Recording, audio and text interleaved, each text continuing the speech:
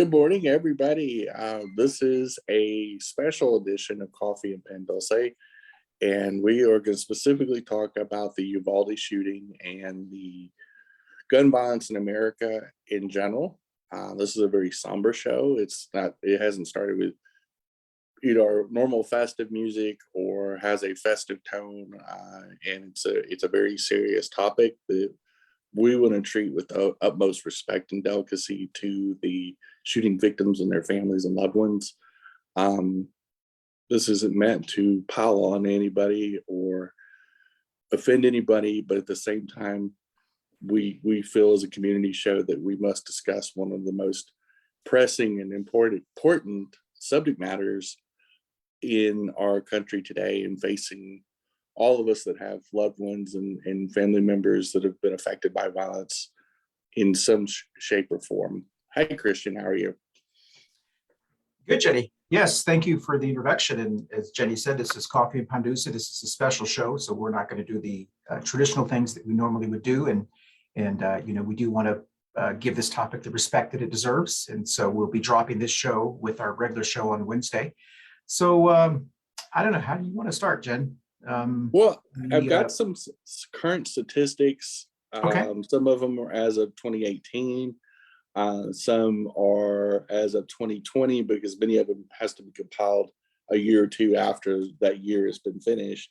But a couple important ones is the amount of legally owned guns in the United States.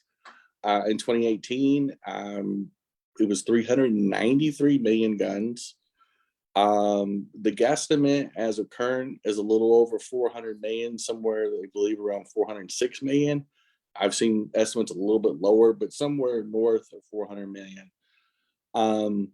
Comparison to other countries on how many guns per 100 residents.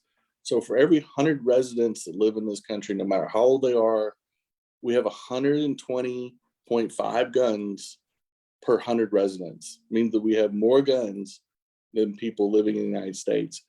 The second highest one is war-torn Yemen, that has been in a vicious war with Saudi Arabia for multiple years.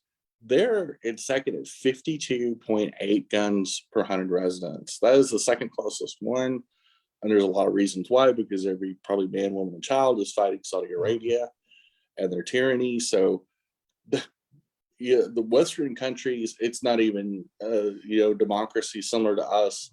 The UK, the numbers aren't even close. So most of the top 10 besides us are mostly countries that are in conflict. Again, because they're either invading a country or they have a border war or something like that. In 2020, 24,292 people lost their lives to suicide by gun.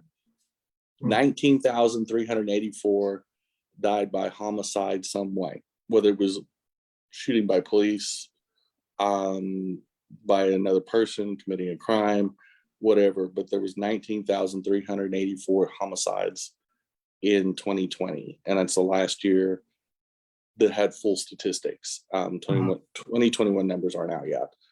In the US, murders by firearm, 79% of all of our murders are committed by firearm. As comparison, the UK, it's 4%. Canada, it's 37%, and Australia, it's 13%. Again, comparable countries and demographics, wealth, education, so on and so forth. Those are the three most closest countries to us in statistics. Since from 2000 to 2020, the FBI compiled a list of active shooter events. Active shooter events in those 20 years, 345 active shooter events. In those 20 years, there was 1,024 deaths, 1,828 injuries. Gun owners are only 30% of the population, and the US owns 42% of all civilian-owned guns in the world today. We're only 4.43% of the population of the planet. So our gun ownership to our relative occupancy of the planet is 10 times high, almost 10 times disproportionate. To say that we have a overabundance of guns, no matter how you want to slice it, is not any funny. And, you know, then we can go into talking points and that sort of thing. But it's a tremendous amount of statistics. It's a tremendous, there's an issue no matter how you want to frame this, whether you're pro-gun or anti-gun or somewhere in between. Is that statistically, the numbers are overwhelming on how heavily armed our population is. The fact that we have more, especially when you consider that you have to be at least 18 to own a firearm legally, and that we don't have 330 million adults in this country. We have a certain amount of our population, about 25% is kids. Sure. So our adult population is probably around 260, 270. I didn't actually look that up, but I statistically, that's about the norm. And to have 400 million guns, it means when you only have a third of your residents actually owning guns, 30% is the actual number. 30% of about 260, 270 million is only about 90 million actual gun owners in this country that own those 400 million guns. Yeah. That's a unfathomable amount. And it's why, probably one of the many reasons why it's out of control. When you have that many guns and you've raised the bar and you've sold so many guns in the last 20 years, especially in the last 10, you've spent so many resources allowing guns to be promoted, to be sold. Many states have dropped any or all requirements to even open carry now, like Texas, where the shooting happened. Yep. There is no requirement, no training requirement. The only thing you have to be is 21 and up for handguns, or that type of gun, and long guns or long rifles, as they're sometimes called, 18, like the shooter in Uvalde, for example. Yeah. And so we can go into the Uvalde shooting, and you know, there's a lot about it that is drawing fire, you know, so to speak. One, the amount of time it took the law enforcement officers to breach the classroom. There's a lot of controversy. There is a lot of eyewitness things. Many parents are irate because they saw law enforcement officers get their own personal family out of the building first. That they spent almost 40 minutes looking for keys.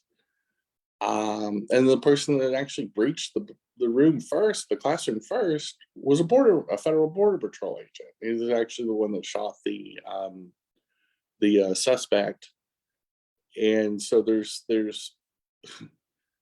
Uvalde police have a lot to answer for, especially on their social media before the shooting they had a certified SWAT team, that they're ready for anything, a lot of marketing, a lot of bravado. And the Uvalde police actually engaged the active shooter outside and ran away as he went into the school building. And so there's a lot of questions. There isn't just a whole lot of definitive answers. There's definitely a lot of controversy when we're talking about the response. And this is not the first time a mass shooting.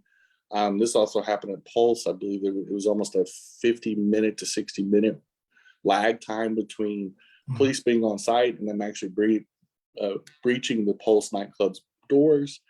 That this is very common. In fact, there's been lawsuits over this. And the big question is, if they're supposed to be the good guys with the guns, they're not reacting in time to save lives. Is there really good guys with guns? Yeah. You know, every time this happens, I mean, you and I both know, we talk about the statistics and we talk about, you know, things that we need to do. And then it seems like it gets, you know, we're outraged and then something else comes up and, you know, and so forth. This feels different. And I don't know, and I was going to ask you if you think maybe it feels different for me, because I know you're a native Texan, and as am I. and Mama Ruth is as well. And Barb lived in Texas, but this even feels different than Santa Fe, Texas, and then also El Paso, Texas. And I think it was because of the kids that were involved. You know what I mean? And to exactly to your point is this theoretically, the individuals like Ted Cruz, we have to bring his name up, who says the solution is to arm teachers, to make sure that we have more security guards at the doors, only one entrance and so forth. This is an example, not the perfect example, but it's an example. I don't care how many safety security guards you have, human beings cannot react quick enough when you have a gun that can shoot so fast, so quickly. And when the person has actually planned something, you're going to be caught off guard, surprised. I mean, it doesn't make a difference. And so this is an example that you can't. Yeah. They're very important points. Like the deadliest mass shooting in American history, the Vegas shooting. First of all, those casinos have a tremendous amount of security. Over 50 dead, over 500 injured and wounded in that mass shooting. One of the most brutal things that's ever happened. And yet, there's a ton of police presence on the Vegas Strip. If you ever been to Las Vegas, the security there, like you don't want to mug somebody or steal from somebody, especially inside the casinos. So again, you have to ask the question, where are the good guys with the guns? Where is the diehard, yippee-ki-yay, blah, blah, blah, Bruce Willis type? And the answer is it doesn't exist. It never does happen that way. The good guy with the gun does not happen. The scenario, especially in the civilian world, never happens. If it does, it's a fluke. It's a one-off. Most homeowners never get a shot off with an armed intruder. Typically what scares an armed intruder off is usually the alarm, or a good-sized dog or something of that nature. They go into a house that's going to be easier, what I call low-hanging fruit. But it's almost never a gun. It's almost never some 70-year-old grandma shooting some intruder. That only happens in the movies. And the worst with law enforcement, I've seen several stories where in many of the school shootings, there was on duty security and or a law enforcement officer that is A, armed, and B, present in or around the campus. And almost never, I can't even think of a school shooting that's been stopped by, again, the good guy with the gun. It's so you can lock all the doors, but if you have a high velocity rifle, like an AR-15 type class gun, I'm pretty sure you can shoot the lock off. You can shoot through a window. I'm pretty sure somebody that's spent the time creating manifestos and had all their different scenarios and fetishes go through their mind. Most of these people pre-plan this. Most of these people go with intent. This young man not only bought 2 high-powered rifles at the same time, but also bought full body armor.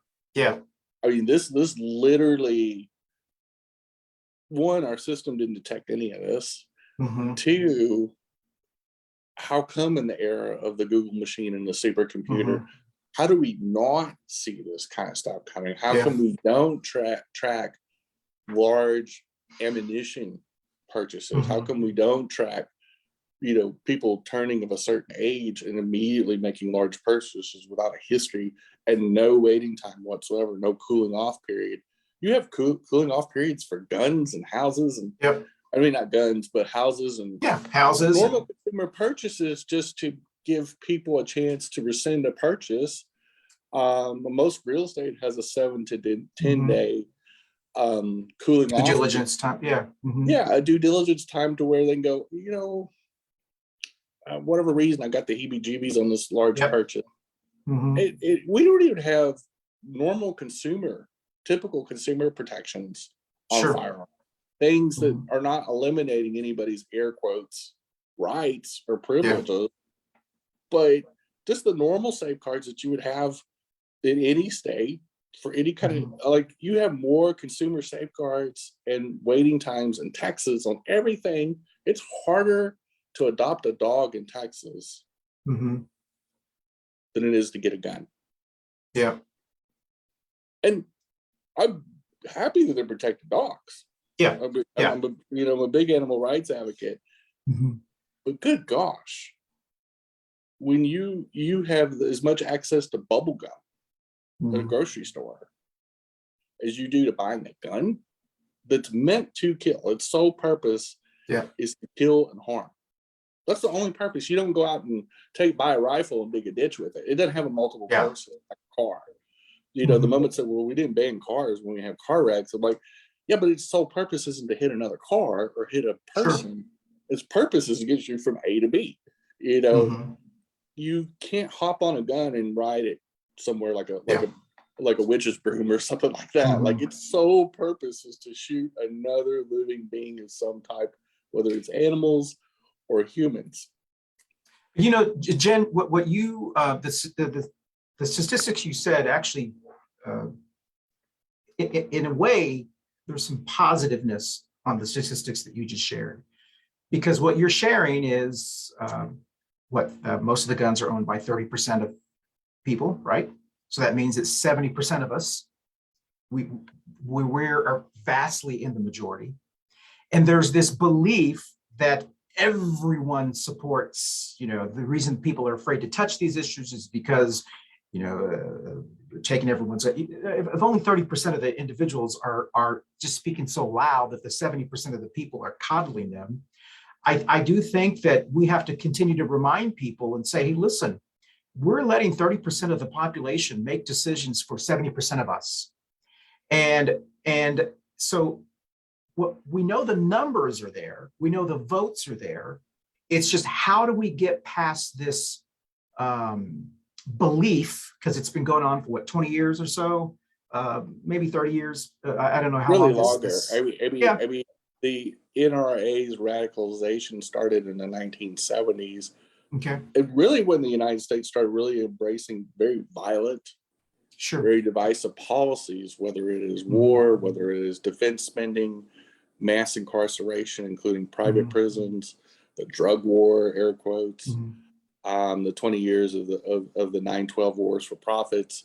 We've done a very violent about face since Nixon and on, Sure. with all Republican presidents, including Mhm. Nixon, shifting to a very violent, very shoot first, ask questions, Mhm. Clint Eastwood type bravado that has seen a huge policy shift and a huge cultural shift, mainly from the Republicans, mainly from the hard right, on this extremism. Because the NRA at one time was a gun reform, gun safety Mhm. advocacy up until about the 1970s, when they changed their tone, that they actually were Yeah. talking about not having mass production of guns. The gun Mhm. safety is first, that Yeah, that do was everything in moderation. In fact, some of the quotes from the 1930s NRA's presidents and stuff like that was like, no, we don't.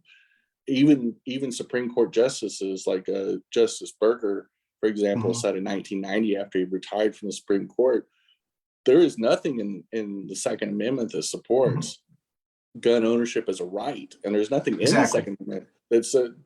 In fact, the Second Amendment was created solely for the purpose of the rights of the government to organize a well-regulated militia, Mhm. and that their citizens would have would be the ones that would be in these well-regulated militias, and they would have to Mhm. bear arms. It doesn't say Sure. anything about ownership. It doesn't Yeah. matter who provided the guns, but they have the right to Yeah. bear arms when called upon to do their duties. Because we have to remember, when this was written, Mhm. we were broke. In Yeah. fact, our country was in a tremendous amount of war debt because of the revolution. And George Washington stiffed all the people that fought in the Continental Army. He didn't pay a single one. There was a tremendous amount of economic downturn with the absence of the British monarchy. None of those people got paid for all the years they performed service for their brand new country. there was a lot of riots in the early days of the United States. And so the 2A was George Washington already anticipated, hey, I'm going to need to call up people into the militia because we don't have a standing army. We don't have all the tools we have today, like the FBI, federal police, Texas Rangers, SWAT teams. That sort of that wasn't even. We didn't even have prison. You didn't even have mass incarceration in federal prisons at this time. So, the normal thing was to call up people into a voluntold type service and say, go get them, boys. They're burning down Boston. And so, flash forward, this lobby changed its tone, and the NRA and many other gun advocacy saw, one, a huge amount of profit, and two, the Republicans thrive in they do better in chaos than they do in calm times. Sure. Yeah. The calmer it is, the more kooky they sound. Yeah. But if there's fires being set everywhere, and there's total chaos, and they have to either create the chaos, or the chaos has to exist for Republicans to do well. Yeah. And especially modern Republicans. But don't you think? But Nixon, Reagan, both the Bushes, and Trump, all either manufactured chaos or it was chaotic times when you think about each of their first elections. So it's very easy to see why they would, gun violence creates chaos. It creates distrust in your neighbors. When your neighbor's school got shot up and 10 to 11-year-olds get murdered point blank, with the murderer saying it's time to die, literally, to these kids. He shot each one of them. You can't help but think, what if we had done more?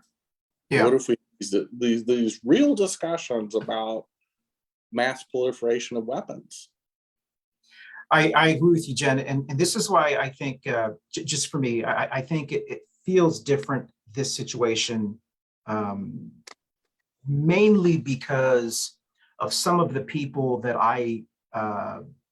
when the George Floyd situation happened, and we started seeing individuals that started to the coalition started to form, so to speak, which made the that movement stronger. In Texas, the white Republicans, the evangelical, I guess they're called Christian nationalists, like Greg Abbott, even though he's Catholic, he's more of an evangelical Christian than he is more Catholic. Dan Patrick, the lieutenant governor, who's this, former radio disc jockey, is now, a born again person. The Ken Paxton, the attorney general, who was founded a church in Frisco, Texas. He's kind of that group. They have, and I know you and I have talked about this, the Tejano population in Texas, the Hispanic, Latino Tejano population. There are very few issues that they have gone against that group of individuals. They've just kind of gone along with it. This seems different. And the reason I think it seems different is because these were children that look like our children, our nieces and nephews, so to speak. And it was different than El Paso, because El Paso, when the gunman went, he was going to target Mexican immigrants. So there was a part of the United States that just assumed, it was terrible, but it was just kind of the Mexican immigrants. You know what I mean? You can't say that with this. These were people who lived in Texas, who had been living there for generations, who and so forth. And when I heard the Archbishop of San Antonio say, he was asked, would you support gun, legislation? He said, yes. It's the first time we've actually heard the church that's very influential in Texas say that, because as you and I talked about, I'm pro-life, but I also believe no death penalty, all the other things that go with pro-life. Real pro-life. And this is exactly. Yeah. And so when he said that, that was the pro-life that I remember being taught. protect innocent children. If it means from guns, then you do it from guns, you know? And so I do think that that is going to have some influence with people in Texas that aren't necessarily Republican. They just kind of get along. We're doing okay. We're going to keep voting these people in. Someone like my mom, like remember we talk about my mom. Why do you vote for Abbott? Oh, he's a nice guy. You know, Yeah. This is one of those issues. If her priest said we need to start, you know, doing some things, she would. That's someone that could influence her. Well, and so it starts a conversation about what Yes. are we doing? What is our responsibility as neighbors, whether it's Uvalde Sure. or El Paso or Vegas or wherever. At some point, you got to have these conversations in a state that's been dominated by Republican politics on the state level, Yes. especially, and in the state Congress. You now have to look at them and going, well, why did you eliminate all limitations on guns? Exactly. You know, Greg Abbott, like you specifically, and the lieutenant governor specifically have not only eliminated all restrictions on guns virtually, that you also, you know, make jokes on the Twitterscape saying, oh, California outsold us last year. Yeah. We need to do better. You know, it is actually literally cheering on tools of violence to Sure. be sold more in Texas, so Yeah. you don't lose to California. And whether he's joking, whether it was like, how tone deaf can you be? And that, and granted, he did not say this right after the shooting or something, but still, also too, how many Texas office holders, Republicans, attended the NRA convention just a few days after a mass shooting in their home state? And you know, or any Republicans, like the fact that this lobby that also has Russian ties as well, is literally saying, under no circumstances are we going to agree with any gun reforms at all, and are standing their ground. And you're going, how could you do that? How could you be that out of step with the public when gun reform is wildly popular? And no, exactly. Exactly. Many gun brokers support strengthening the ATF, working better together with the ATF, doing more, you know, comprehensive background checks, you know, serial number checks.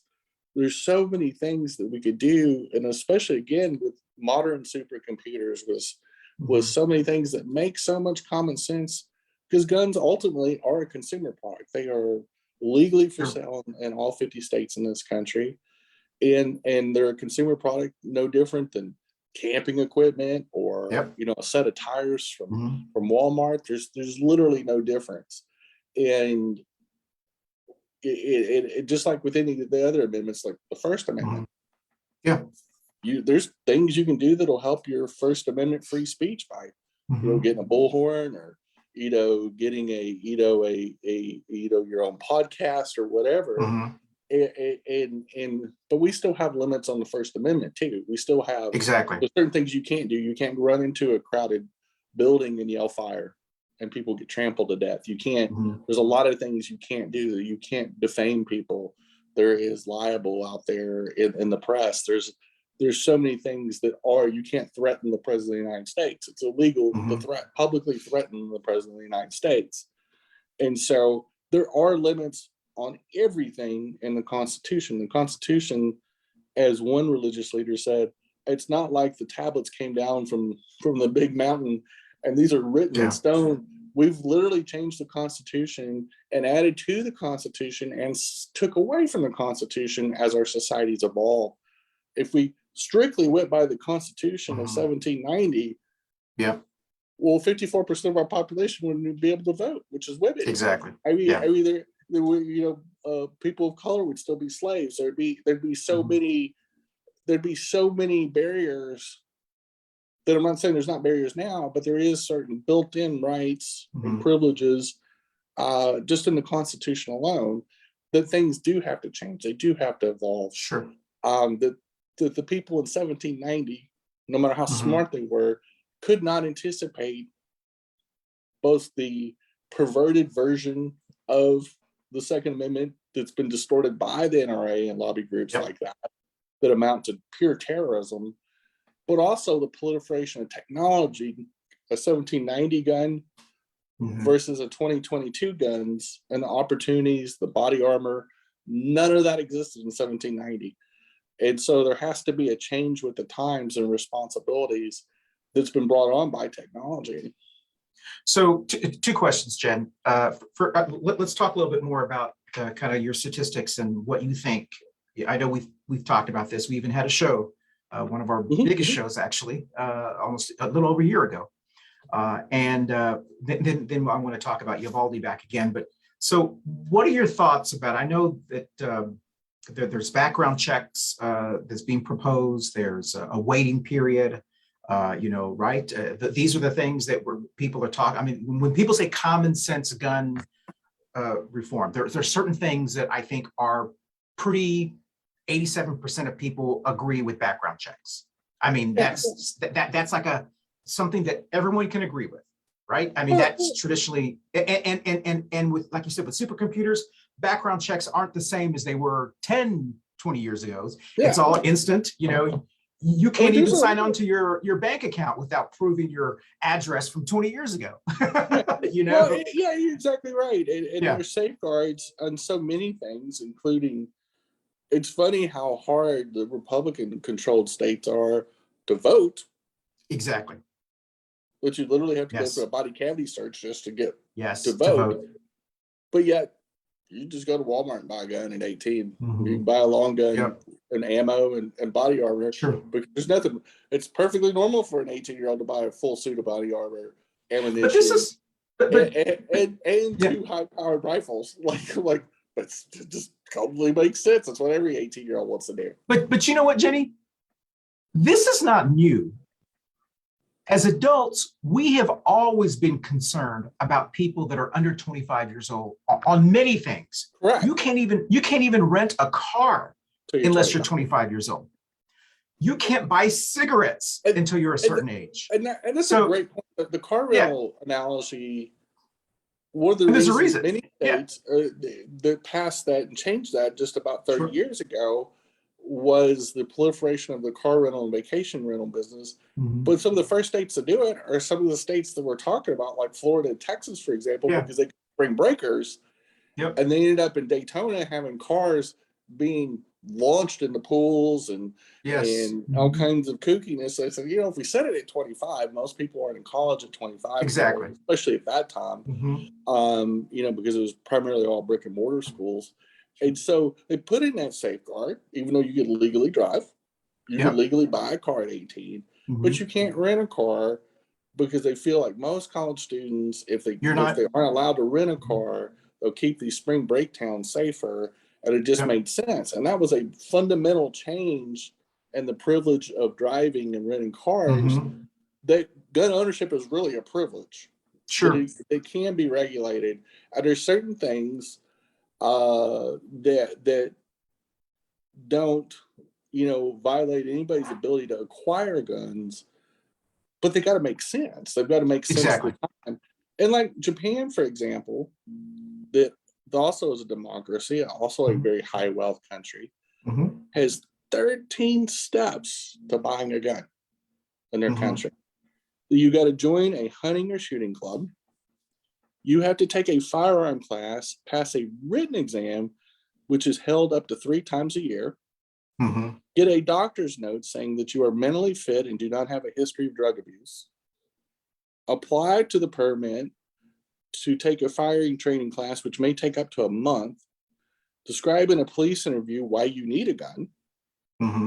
Pass a review of your criminal history, gun possession record, employment, involvement with organized crime groups, personal debt, relationships with your friends, family, and neighbors. Number 7, apply for a gunpowder permit. Number 8, take a 1-day training class and pass a firing test. Number 9, obtain a certificate from a gun dealer describing the gun you want. Number 10, buy a gun safe and an ammunition locker that meets safety regulations. Number 11, allow the police to inspect your gun storage. Number 12, pass an additional background review. 13, able to buy the gun. Yeah.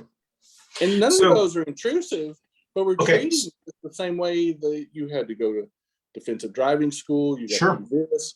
You got to be a certain age to drive a car. And with any product that has the implication of harming people, specifically guns that have the intention of being able to shoot a living being of any kind, you should have both the balance and semblance of reason before they hand a deadly firearm over to you. You should be able to go through enough steps and take enough time to where, number one, we don't have to worry about waiting periods when people have to go through that many steps. If they go through that many steps and still fool every person involved, more power to you. Yeah. You know, So you're really determined to do it, and it's still that possibility. But that does wear down the 18-year-olds that get a wild hair, go get this stuff, shoot their own grandma, and then go on a shooting rampage in a school. And because many of this is not a long-term thought out process, because many of the shooters end up getting killed, in the process, and or never see the light of day, from prison. So you're protecting them, just like when you join the military. You got to go through a lot of steps before you actually even get to go to boot camp. You got to go through. You got to be able-bodied. You've got to take a. I'm forgetting the military, but you got to take a military aptitudes test, like it's basically like an SAT, so they know where to put you. There's a lot of things. You just don't sign up one day and the next day you're getting shipped out. That's not the way that works. And so, because again, they're investing a lot of money into you. And one of them is handling anything from drones to, $100 million jet fighters to driving submarines, whatever. But many of the equipment in the military is extraordinarily expensive. It's also fairly dangerous. And it's not like selling cars. So do you think that this is kind of what I'm thinking, and then you can tell me how you feel about that. I think knowing that 30%, and I'm going to keep on that number, 30%, okay? Those of us who feel like something needs to happen, we've got to just give up on those 30%. We've got to stop trying to convince them. We're never going to change their mind. Regardless of what we say, these diehard Second Amendment people will be diehard Second Amendment people, even if they get shot or if their family member gets shot. They're always going to be diehard. We've got to focus on the 70% of the people that I think are willing to say, listen, there are certain things that we can do to protect our family, to protect our children, and so forth. And so I think from a strategy standpoint, I do think that those who are with the gun reform group of individuals, they've got to stop pandering to the 30% by saying, well, I'm not trying to take a gun up. I'm not even we're not even talking to you anymore because we've given up on you. Yeah. We're going to talk to the moms. We're going to talk to the to those individuals that don't have to have 5 or 6 guns, and we're going to talk to them. And then we're also going to make it so that way, if you can no longer be ignorant to what your child or a family member does as far as buying guns. So, but don't you think, Christian, I think even the 30% of the people that do own firearms in this country, I think a considerable amount of them don't believe. They believe in some safety.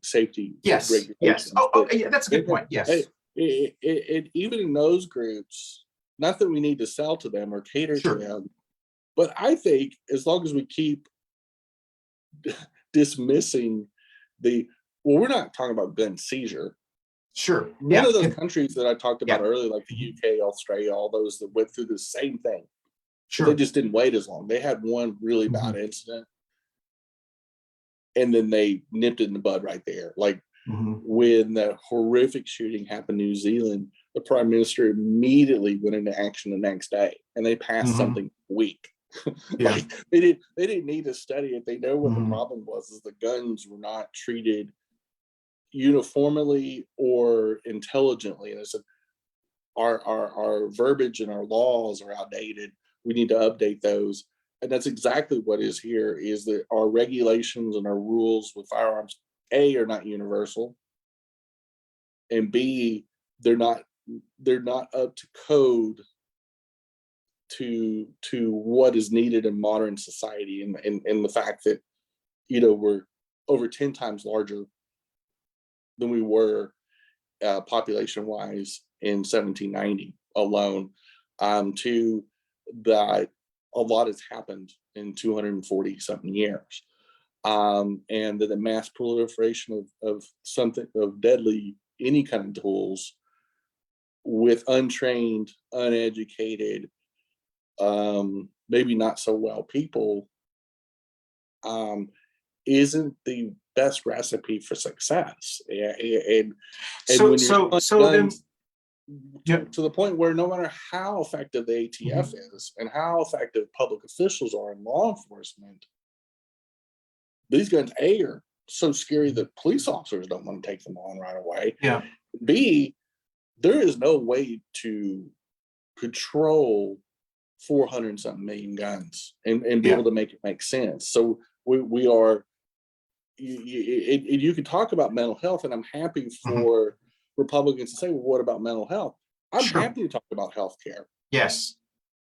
That's a great point. For 50 years, you've ignored the fact that Senator Kennedy in the 1970s to Senator Bernie Sanders now have been screaming at the top of their lungs, we need universal health care.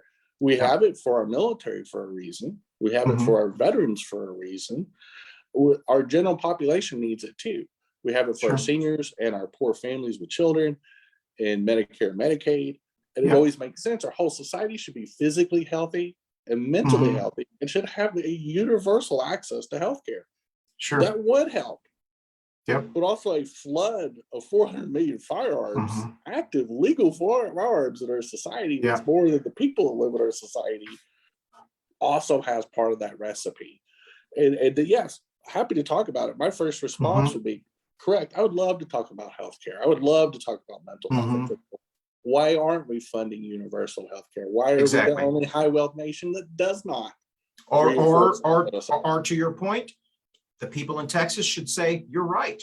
Why didn't we expand Medicaid in Texas? My first response, I was a Democrat running for office against one of these homosexual, crazy gun nut Republicans, and they were screaming about the Second Amendment, but then they bring up mental health. Well, it's really our mental health deficiency in this country.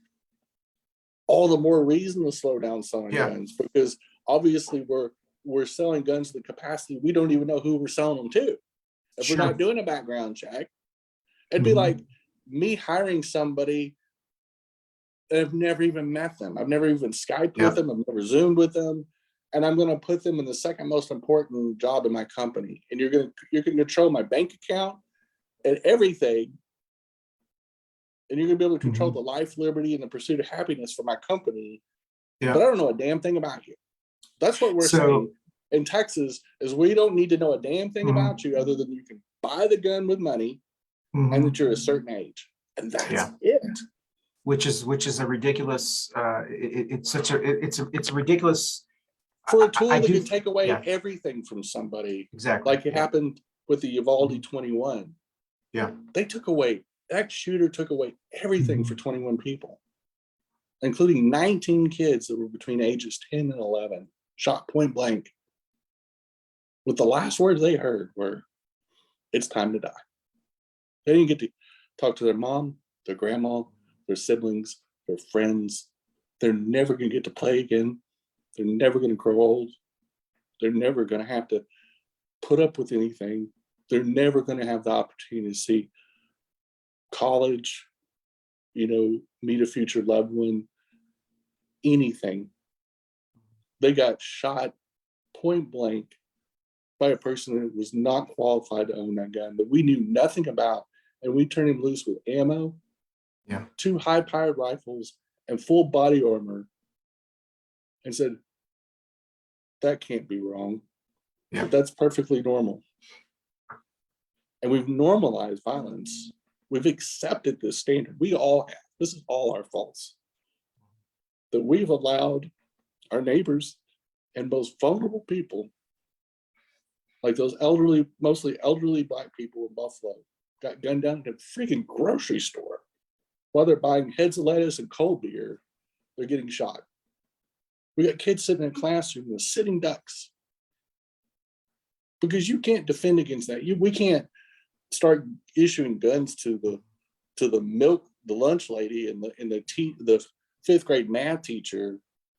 More guns is not the solution. We don't, if the cops are afraid to take on that guy, and not a single Uvalde cop shot this guy, it was a federal officer that said enough's enough and went in and breached that room and shot him. If it took a well-trained federal officer to do that and just happened to be that close to intercede, who knows how many more people he would have shot. And that is a scary, scary premise.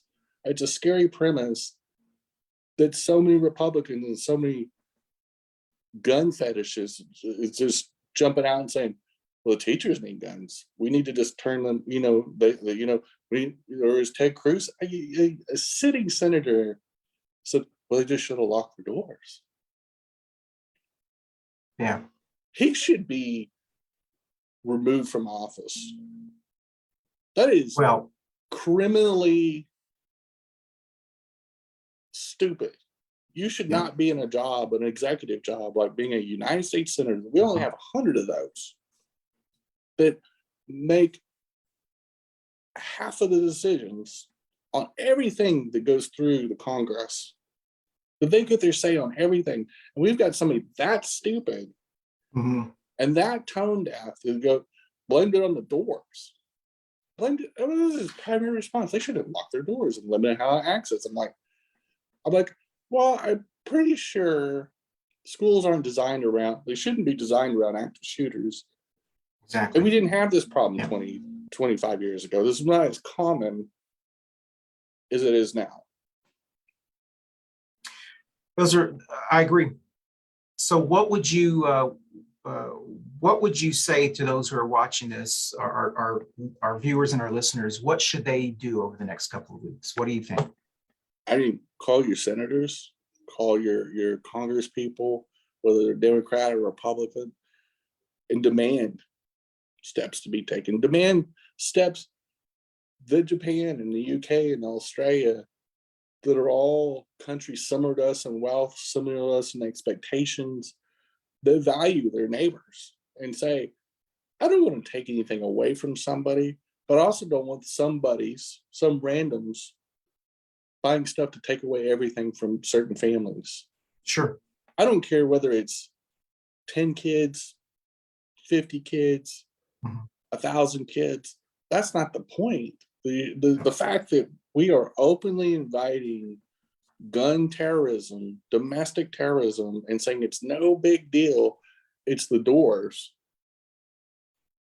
We've got some work to do. We sure. Or as Ricky Ricardo said on I Love Lucy, you got some splaining to do. And we have some splaining to do. We have blood on our hands when we're looking the other way. You can't do this anymore.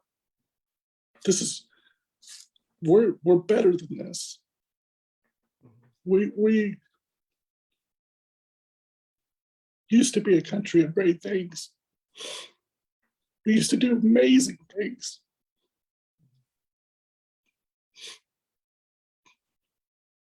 But this has got to stop. This isn't.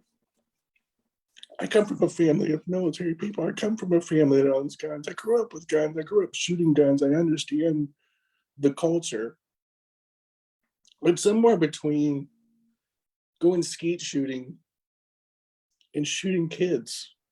We've got to find more than just a middle ground. We've got to reach back down deep and appeal to the humanity of specifically one political party. We've got to appeal to our president that so far has been the only adult in the room for quite a while, and say whether it comes from presidential executive orders, whether it comes from Congress, whether it requires shutting down all ammunition and gun manufacturing companies for 6 months till we fix this. Like any product we would take off, we just had the baby formula factory shut down, one of them that made 25% of the formula in the United States because they were poisoning babies. We just shut the factory down and we brought formula in from other countries and used the Emergency Manufacturing War Powers Act or whatever it is. It's time. It's time for President Biden to shut down, whether you want to call it a medical emergency, whatever you want to do, is shut down all manufacturing of civilian arms and not let a single gun of any kind leave any factory, no ammunition, no nothing, for 6 months, and compel Congress to act and pass minimum safety standards to blunt this crush of guns going into the market, flooding the market, and not giving us even the option to interview these people that are getting these guns, these legal guns. They're legal, but are they moral? Is it the right thing to do? I agree with you, Jenny, and I think I agree with you, and I think that it's time for us, all of us, to just enough is enough. We got to put our foot down and say, listen. And when I say I'm not worried about the 30%, I am worried about them, because you did make a good point. There's a lot of gun owners who are very open to gun safety. But I guess I'm at a point now where I'm like, I don't even care about you anymore. I care about you, but the goal is to protect children moving forward, or just everyone, so to speak. We have to eliminate the lies. Yes. By the NRA organization. I personally think we should suspend their nonprofit status, and we should suspend their ability to influence Congress. I don't think. I think we should financially hold them responsible. Oh, exactly. That's where I think we can hear them. And I think also too, we need to hold the Republican Party financially responsible. I think these gun victims, like the Uvalde 21, their families should all be able to sue the Republican Party of Texas and the NRA and sue them for hundreds of millions, if not billions of dollars. And I think if we start, and the gun manufacturer, whoever built that gun, which I agree, it's out of Georgia. Georgia company that's been a very aggressive marketer of gun and shown a lot of irresponsibility in their advertising. And has trivialized gun ownership as no big deal. And that's the problem, is that we've trivialized the deaths of these Americans as no big deal. It's the price of freedom. I'm going, no, the price of freedom is protecting life, liberty, and the pursuit of happiness that those 19 kids are never going to get. That they should be able to go to school with the idea of going on to the next grade. That the worst thing they're going to do is skin their knee at recess, or the girl or guy is going to turn them down for a dance date, or whatever. Somebody's not going to get, whatever. They're going to get knocked out first in dodgeball. That should be their biggest issues of the day. It should not be doing duck and cover drills. It should not be worrying about, are we going to be the next Uvalde? Are we going to be the next Santa Fe, the next Parkland? That should not even be that should be taken off the table. Well, listen, this has been I know you wanted to do this, and as did I, because I think it was this obviously this was a tough one.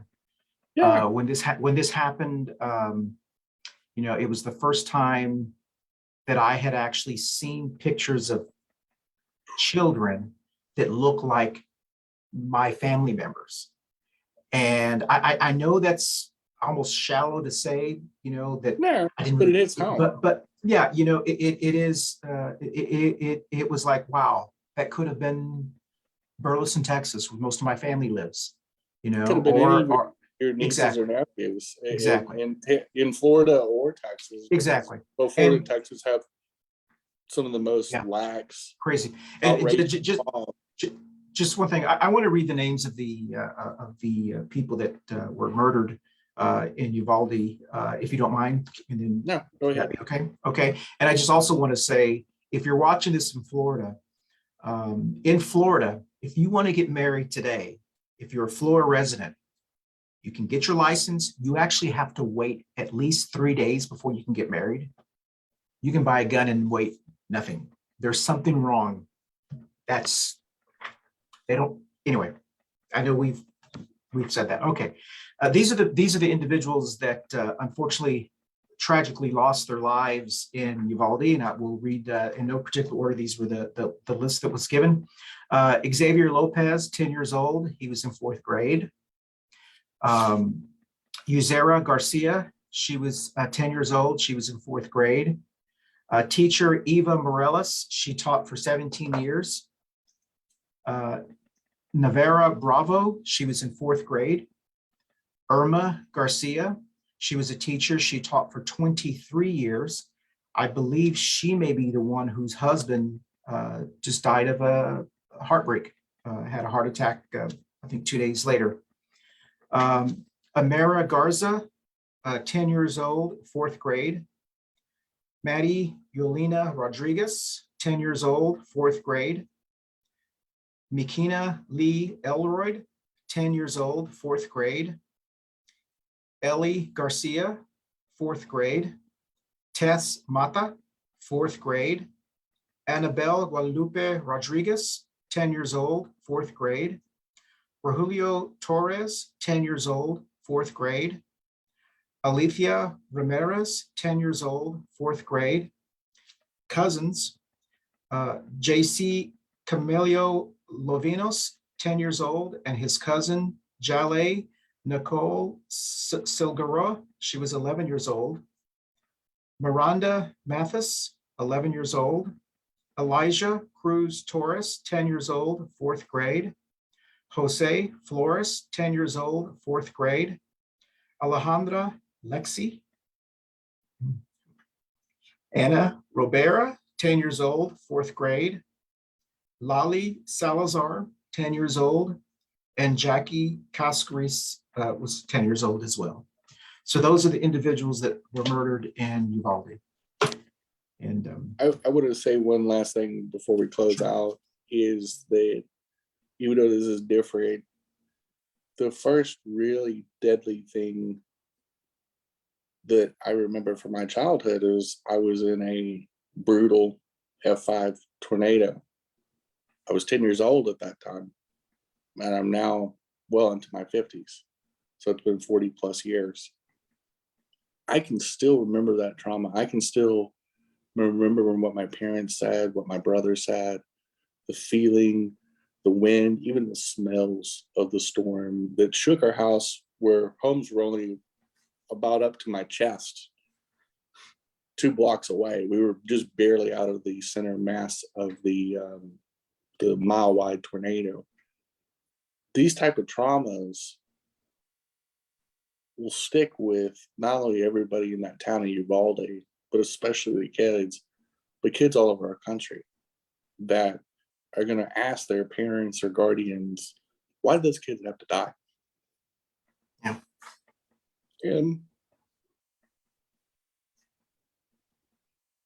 we have a political party that can't comprehend how to talk about how families love differently as gay, lesbian, and trans people, and pass bills to suppress normal and typical discussions that kids, as they're learning, trust their teachers and counselors over. But now, especially the next school year, these kids are going to think about this all summer. And they're going to go back to school, including the young ones in Uvalde. And they're going to have to ask those questions. Who's going to answer those? Is that the kind of country we want? Is this the society that we're willing to live in?